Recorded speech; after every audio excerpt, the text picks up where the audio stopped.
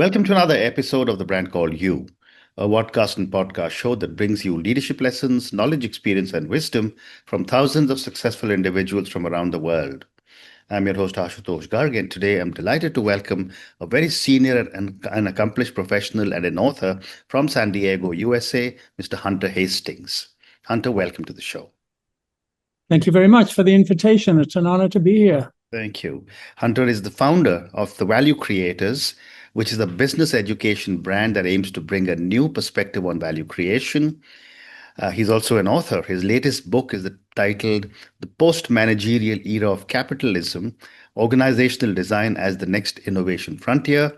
And he has a forthcoming book, which is titled Venture Mode, Escape the Administration Trap by Finding and Unleashing Entrepreneurial Leaders.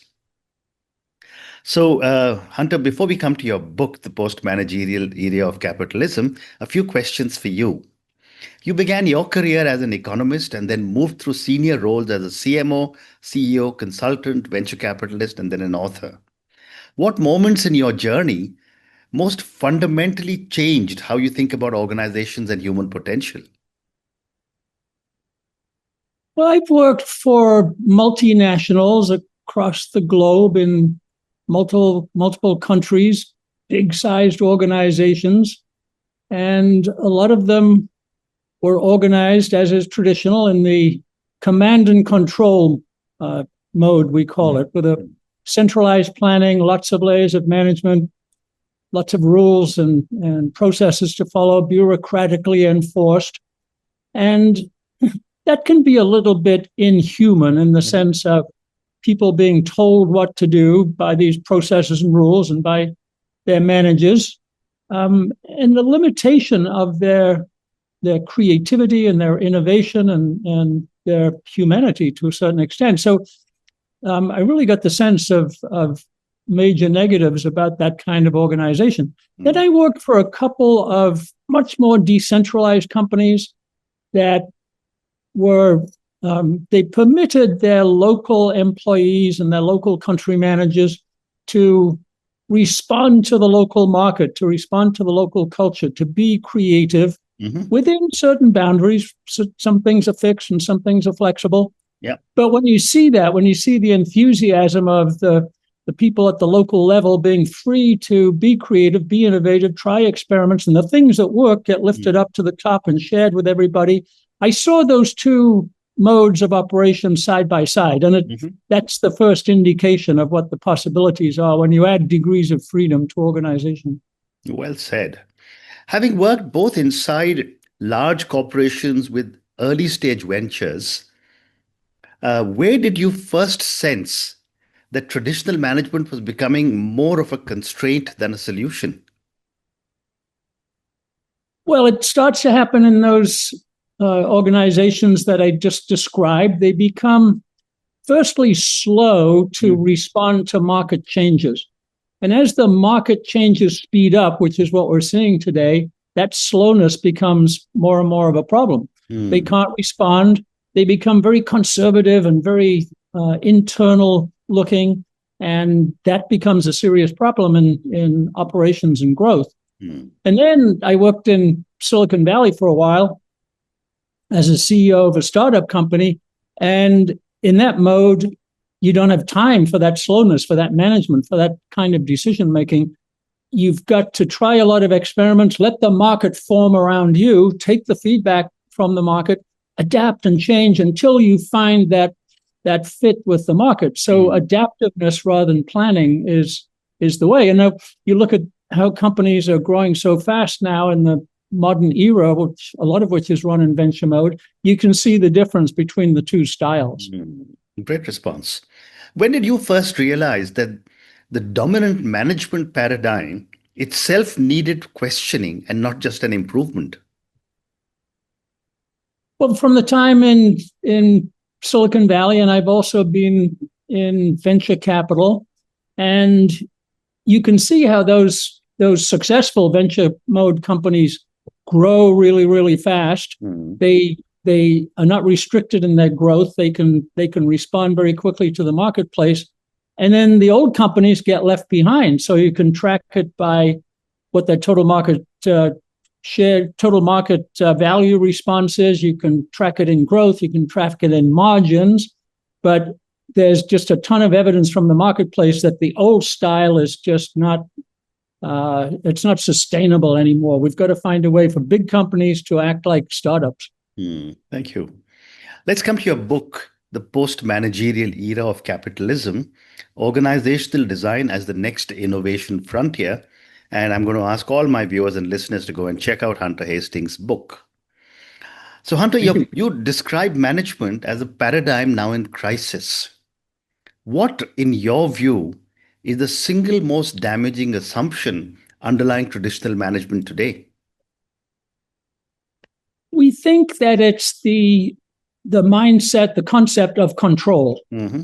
So the first part of my book looks at the history of management and managerial systems, going back to the 19th century and the early 20th century, when it was a necessary innovation. The founders of some of the great enterprises in the world saw them grow beyond their ability to control them, to keep their hands on their operations. It became necessary. It was a good innovation at the time. In fact, Max Weber wrote books about how bureaucracy is a great innovation and it's necessary to operate at scale. So scale was new at the time. But then as the control mechanism became dominant, it starts this sclerosis. It starts this freezing in place because you don't want change. You don't want innovation. You want things to be stable. It's about prediction. So next year's earnings are 2% more than this year's earnings and those kinds of things. And so in this new world, the second half of the last quarter of the 20th century and now the 21st, it's just not sustainable anymore. It can't last. Well said. Well said. Many organizations still defend hierarchy and control as necessary for scale. What evidence suggests that these very tools now undermine scale? Yeah, I always look to the market for the answer to that question. So just take OpenAI. I think it just hit $200 billion in revenue in 2025, which is 10x what it was in 2023. Right. They've got, I think, over 1 billion users. And that kind of scaling, that kind of growth, that kind of success can't happen under managerialism. It happens with product and service at the service interface with the user. So the user is driving that. They love what AI can do for them. They constantly ask for more. They're developing new prompts. The user is driving that. It's a reversal of what drives growth. And so you just see that in the marketplace. You compare it with the longer established companies that have sluggish growth.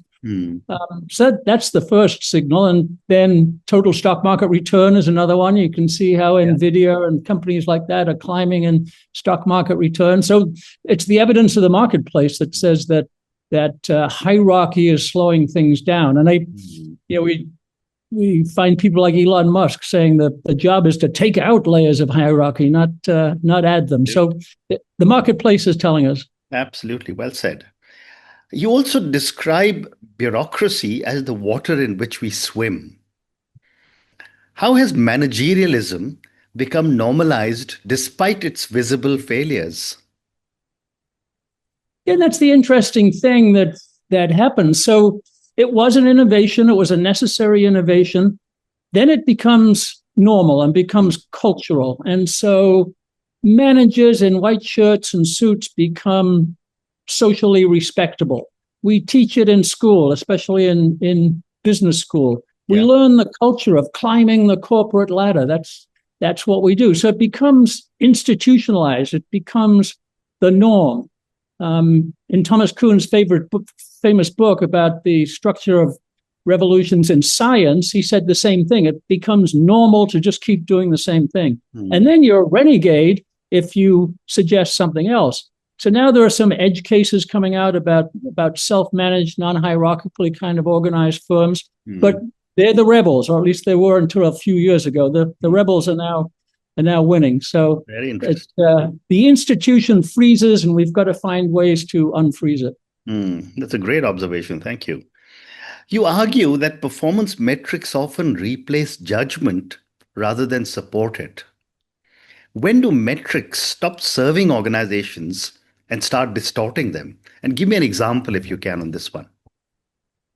Yeah, so it's mathematization of something that shouldn't be mathematized. So when you have KPIs, when they become targets, they can be gamed, and people will start to operate not for the benefit of the customer, not for the benefit of the firm, but to game the KPIs, game the metrics. There's a very famous case over here in the US of Wells Fargo, a big bank, and they set a target of additional numbers of accounts for existing customers. So I've got an existing customer. I want them to be loyal. One of the metrics was more accounts, more checking accounts, more savings accounts, more trading accounts, whatever it might be. And so the frontline salespeople were given the target of generating more accounts. And some of them started to fake it, so to assign accounts to customers who'd never asked of them. And of course, they charge fees and that kind of thing, and they get a little bit surprised. And it became, in fact, a big scandal. And the bank was fined. They had restrictions on their trading. It was a PR disaster and an operations disaster for Wells Fargo. Well, all they had done is set a target, which the metrics study said, if we have more accounts per individual customer, we'll grow and we'll have more profitability. So that's one, particularly egregious example of how setting those targets leads to bad behavior and bad results. Absolutely. Many leaders fear that removing hierarchy leads to chaos. What does the evidence from self-management organizations actually show? Yeah, there's two parts to this, I think. One is the science. So one of the areas that's grown very, very recently is the whole science of complex systems and chaos. That's where chaos theory comes in. And actually, these complex systems, which aren't governed, aren't managed, they're spontaneous. It's about the interaction of individuals and small components that leads to emergent behavior you can't manage, but it does emerge. And we find that those systems don't descend into chaos. They create order. And that order is persistence, right? It can't be disordered if it's going to persist, so the system figures out a way. It could be dynamically persistent. It persists and it grows. It could even be novel persistent. It creates new things all the time. So the science says they're not going to descend into chaos or disorder. There are a few cases now, as I mentioned. One that we like is Morningstar, which is a US-based tomato processing company. Very, very basic business, but $1 billion in revenue. It's multinational now. It's got good growth. And they started with no organization, no bosses, no rules, no planning, no budgeting even. They just have rolling cash flow. And two principles. One is everybody keeps their commitments. And the second is no coercion. No one's going to tell anybody else what to do. And what emerged over time was a mechanism for that autonomy, for that self-organization. And they call it colleague letters of understanding, CLOU. So first, colleague, no one's an employee, everybody's a colleague. They actually write these letters, these contracts between each other or between teams that say, here's what I'm going to do for you. Here's what I need from you in order to get that done. And that's negotiated. So these CLOUs, and they're dynamic, they change over time, but that's how it works. No one has a title, no one's a boss, no one's got a budget. And so that company is 50 years old almost now, and it's continuing to do very, very well. So that's one of the examples. Another one that is started in Asia is Haier, the famous Chinese company that created the micro entrepreneurship unit. So every business unit is 50 to 60 people. If it gets any bigger, they split it up. That business unit is charged with being close to the customer. They call it zero distance to the customer. And then they figure it out. They don't have managerial layers. There's no corporate office telling them what to do. it's entrepreneurial. So there are a few cases like that now just starting to emerge that we can point to. These are very, very interesting examples that you've shared with me and my viewers and listeners, because every one of these examples there are so many lessons to learn from. But Hunter, moving on, in practical terms, what must leaders unlearn before they can design post-managerial organizations? Yeah, I love that word that you use, which is unlearn, because it's very, very appropriate. So you've got to learn that management is a concept to discard. We have to get away from all the principles that we learned, everything that we were taught in business school, everything you've read about management. So it's a mental model, isn't it? Yeah. It's a way of thinking. So you've got to discard that. You've got to think systems can't be managed. So all your principles and tactics and so on have to be taken away. And the right action then is, you said unlearn, we call it removal. Removing barriers to the flow of information, the flow of creativity, the flow of connection to the customer. Find those barriers and remove them. And again, there's good scientific theory behind that. The theory of how systems work in nature is the removal of barriers, the additional freedoms for biological processes to flow. So it's scientifically supported, but the job is not controlling and adding and policing. It's removing, adding freedom. Well said. And what role do commitments rather than commands play in high-functioning post-managerial firms? Yeah, so I think the operating variable there is trust. These systems, excuse me, have to work on trust. Yeah. And then commitment in practice generates trust. So we use the Morningstar example where they have very specific commitments. And it's also an operating principle that everybody keeps to their commitment. So I think what you're trying to get to is trust. And the operating principle of that is if I say what I'm going to do, that's what I do. Now, I might find a barrier, we'll try and remove it. Something unexpected might happen, we'll deal with that. But my commitment to what I said I would do runs through the whole company. You become a committed company, a committed team, a committed collaboration group, and so on. Commitment is critical. Thank you. My next question is that digital technologies are often used to intensify control. How can the same technologies enable autonomy instead?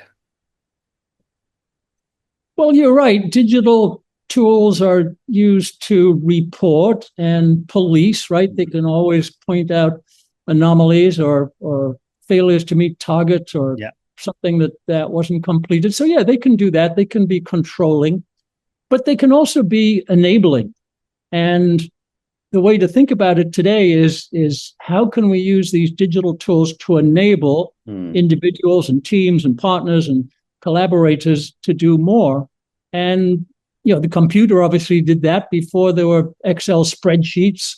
We had to do things by hand and send them around in memos. And I remember filling out accounts in pencil so that if you got it wrong, you could rub it out and change it again. So the spreadsheet enables you to have better reporting, and it enables you to share on a better basis. The computer lets you speed up. Today now, as we move into the AI space, especially the agentic AI, it's all about enablement. How can I get you to do the job faster? How can I help you with more knowledge that you wouldn't have had earlier in your career? How can I help you do this job digitally that you haven't learned the coding skills for? Well, the AI can do it. So people are going to be more and more enabled. And I think it's really a new world where we shift from this idea of control, which you said could be digitized, to this idea of enablement, and then turning people loose with more resources. And I think productivity growth will be tremendous as a result. Very interesting. You also argue that capitalism itself is weakened by managerialism. How does restoring entrepreneurship strengthen capitalism rather than destabilize it? Yeah, I'm very troubled when you see criticism or lack of faith or belief in capitalism, especially from young people. That's it's counterfactual because capitalism has raised the average quality of life and certainly GDP per capita in many, many countries vastly over a couple of hundred years. So it's counterfactual not to trust it. But the purpose of capitalism is to increase well-being, to raise all the boats, to improve all lives everywhere. That would be the goal. And it's not perfect, but it does a good job. And the driver of that is entrepreneurship, as it's defined in economics, which is entrepreneurship is the pursuit of new value for other people in the future. Yeah. Now, I can't know what the future is, so there's uncertainty and there's risk and all those kinds of things. But entrepreneurship is that drive to create new value. And it's a basic human instinct. And so managerialism is not out to create new value. It's out to control things and to limit things and to divide things in a certain way because that's the managerial system.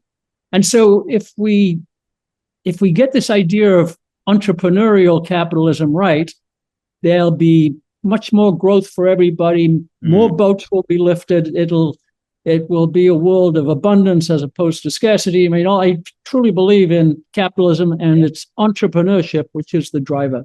Absolutely. And I completely endorse what you're saying. What does value creation look like when organizations stop optimizing for internal efficiency and start organizing around customers? Yeah, so there's a word, Ashu, optimizing. That's a quantitative word.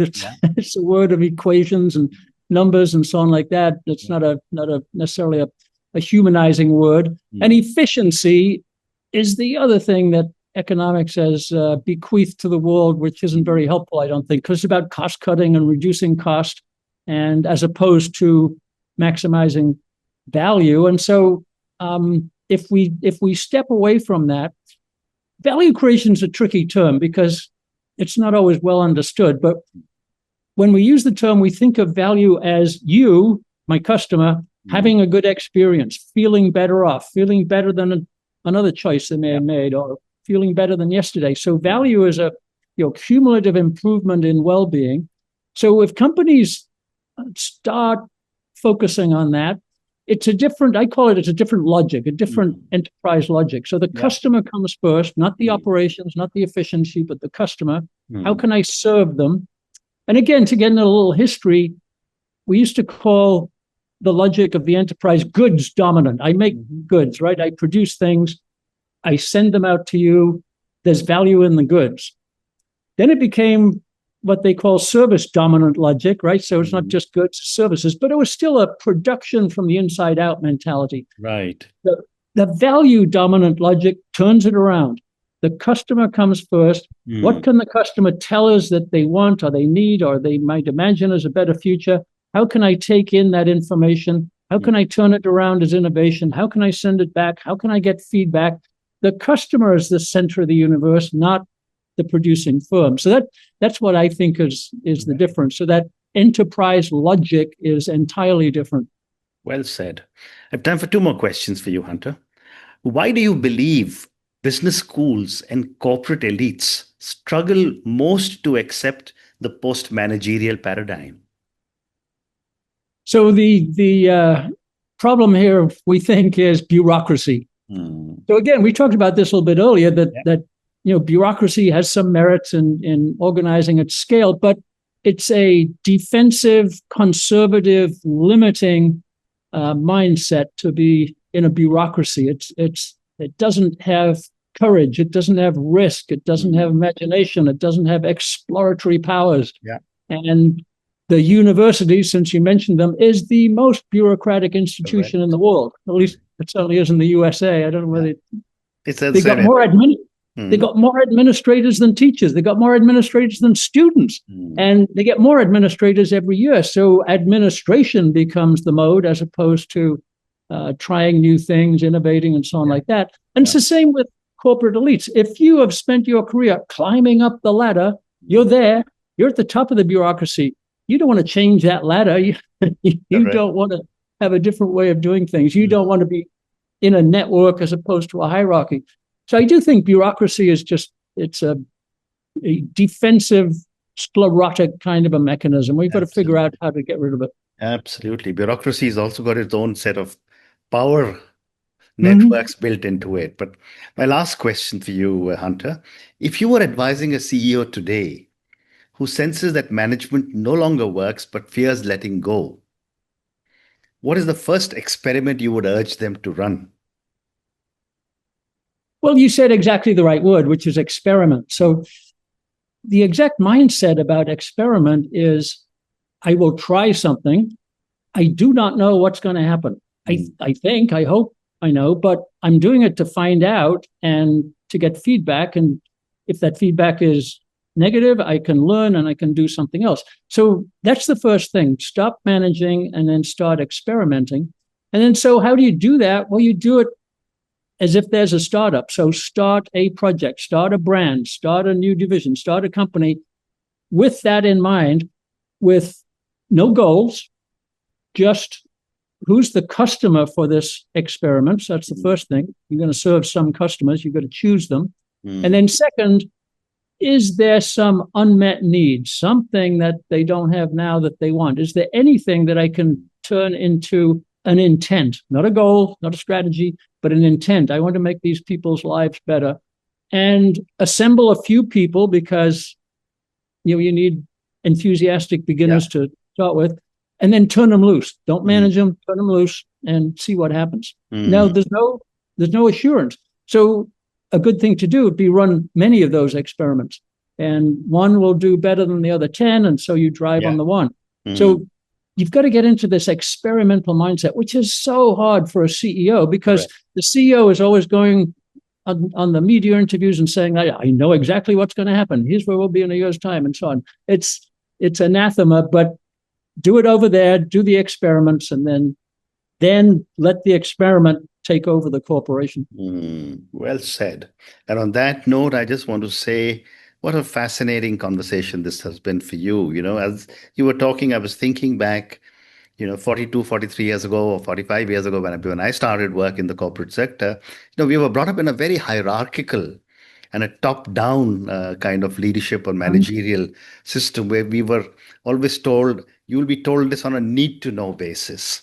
And yet over the years, management has evolved, and you brought this out so clearly that it's important for us to let go of the bureaucracy. You've got to let go of the old paradigms, ring in the new ones, because only flat organizations and examples that you gave to us are really the future. Thank you, Hunter, for speaking to me, and good luck to you. Good. Thank you very much for the invitation. It was a pleasure. Thank you. Thank you. Thank you for listening to the Brand Called You videocast and podcast, a platform that brings you knowledge, experience, and wisdom of hundreds of successful individuals from around the world. Do visit our website, www.tbcy.in, to watch and listen to the stories of many more individuals. You can also follow us on YouTube, Facebook, Instagram, and Twitter. Just search for the Brand Called You.